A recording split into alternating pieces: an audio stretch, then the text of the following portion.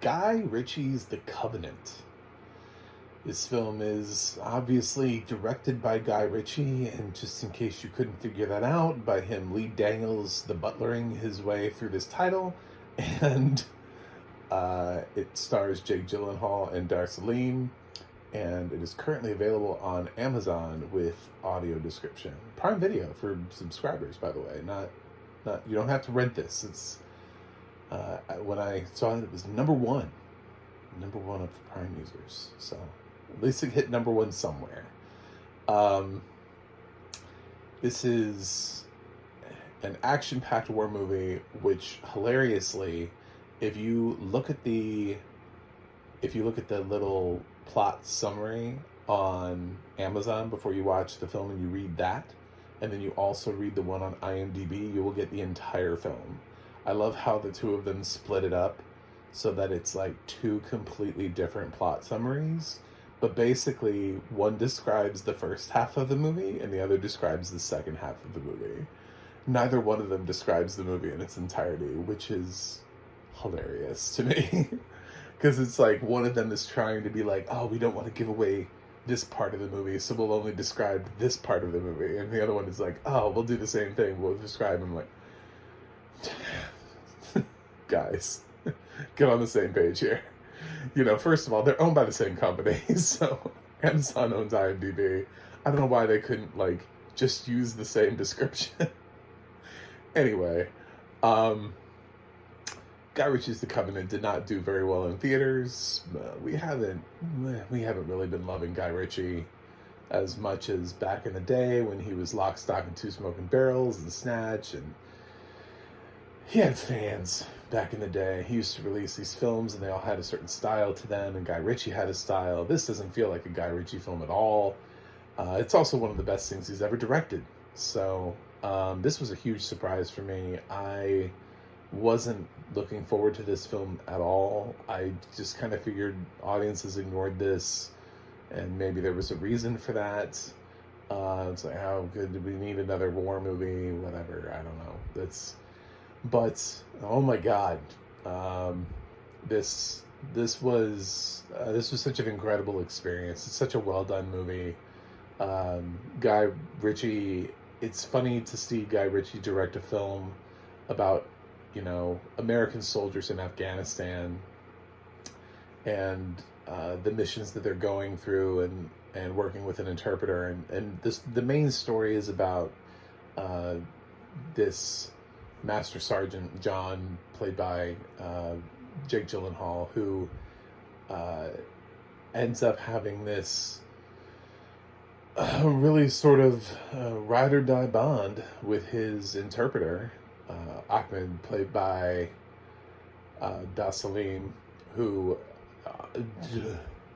we have failed him as an actor. I don't know what's happening with this year's Oscar ceremony, but you know,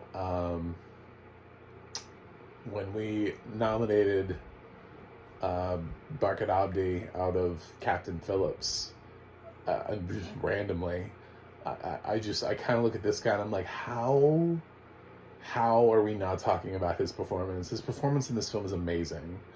This guy is unknown and he carries the whole film. There's a huge section of this film that relies entirely on Da Salim's performance and less on Jake Gyllenhaal. Jake doesn't do much for a chunk of this film, and it's all on Dar. It's all on this unknown, Arab American actor who just absolutely brings so much resilience to this role, and it's one hell of a performance. I'm trying to make note of this actor's name because I really hope I see more from Dar Salim in the future. I hope that this is not a one-off for him. I know the film didn't do, a ton of money at the box office, which is such a shame. I'm glad it's finding new life on Amazon. I hope everybody watches it. This is one of the best films I've seen this year, so I don't really have any problems with this. I can't really think of anything where I was like, yeah, other than the fact that you kind of know, or at least believe how the story is going to end. I don't really have a problem with that, though. You know what I'm saying? Like, I don't necessarily need to feel like the story's going to fail and everyone's going to die.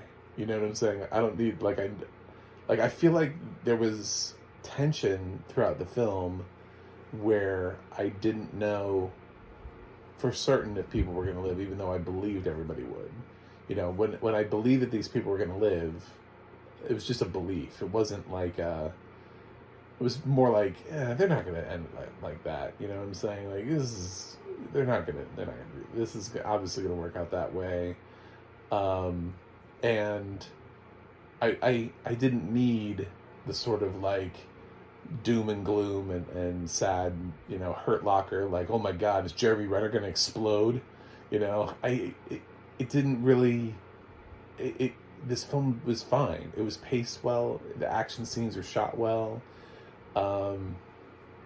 Everything about this film, I enjoyed the score. I enjoyed the sound design.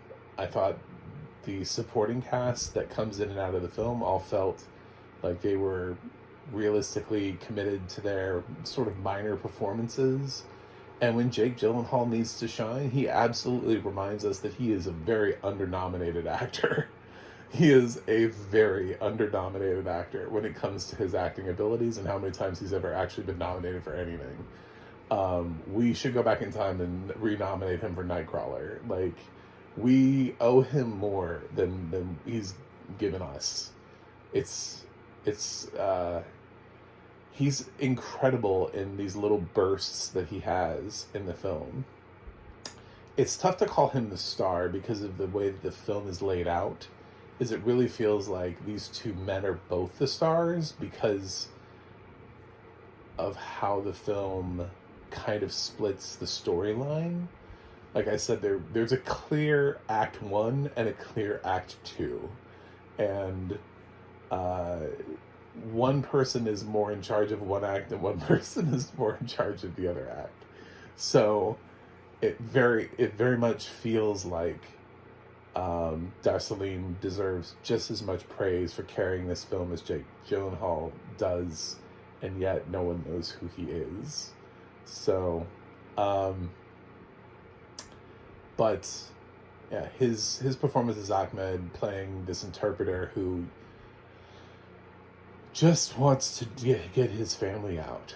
That's all he wants to do. He needs the visa to get his family out of Afghanistan because he knows how bad the Taliban really is. His backstory and his reasons why are revealed in the film. I won't give them away here. And they hit you in a way that you understand why this guy is as good as he is, and also why he is as motivated as he is.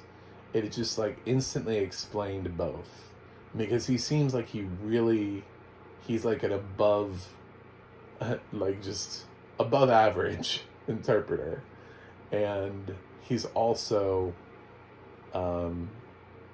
definitely somebody that they can trust, because this is not somebody who wants to be left behind in Afghanistan. He wants to get the hell up out of here and protect his family. So, and Jake Gyllenhaal, meanwhile, he's trying to keep his crew together, keep them all alive.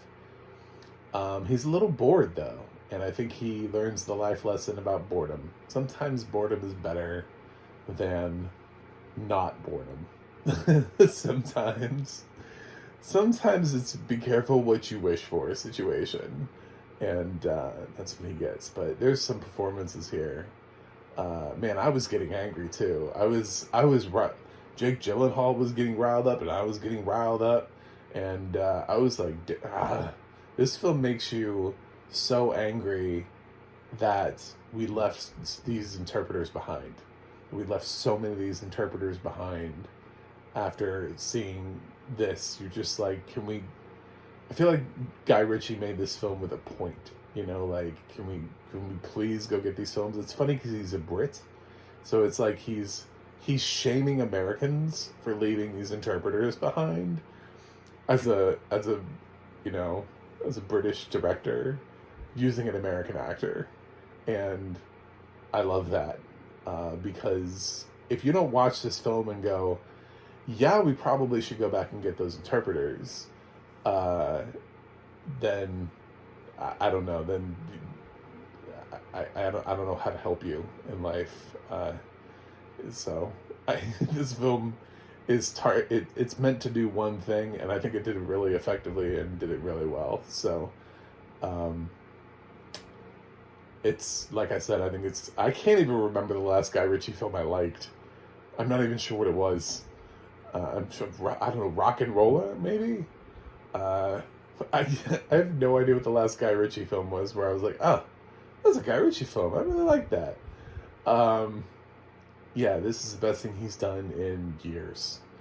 And Jake Gyllenhaal is fantastic. I would love to see this up for awards. It's not going to happen. I would love to see Dar Salim up for supporting actor awards, just like Barkhad Abdi was for Captain Phillips, where we just sort of looked at somebody and we're like, you, we don't know who you are. We're gonna make you a star. We're gonna make it happen for you, because this is a terrific performance, and the audio description here was fantastic. Did a really good job. It's Jedediah Barton along with some other people to sort of help with the fact that there's some stuff that's spoken in our language, obviously not in the English language. So there, to help some translate, he has some other people coming in, but the primary narration is done by Jedediah Barton, and it does a really good job of balancing the action. It focuses a lot on what people are wearing, and even though this is a war film and obviously people are shot and it can be, war films can be pretty horrifying. If anybody remembers last year's Best Picture nominee on Quiet on the Western Front, that one very much leaned into the horrors of war. This one is pretty much just like a Call of Duty. People get shot and they die. It's not trying to make you grossed out by having a lot of exploding heads or anything like that, or burning anybody alive or weird shit. So it's a little bit more just regular action film narration. That's the point of the film. Is not really that. The point of the film is something else, and I'm walking around it. Even though I kind of mentioned how I feel about the ending, that was just how I felt. And I think a lot of people would feel that way too when they watch this film. Is they'll be like, okay, I think I know where this is headed, but just because you know where the road is headed doesn't mean the journey along the way isn't going to be amazing. If I'm driving to Disney World, I know where the road is taking me, but when I get there, it's still Disney World. You know what I'm saying? I'm still getting there, and I'm like, damn, I'm at Disney. This is amazing. It kind of feels like that. It's kind of like by the time I arrived, I was like, wow, this journey and my destination, and wow, thank you. So please check this film out. It's one of the best films of the year. I'm giving Guy Ritchie's The Covenant an A. I don't have any problems with this film at all. I cannot nitpick this film. I thought it was great.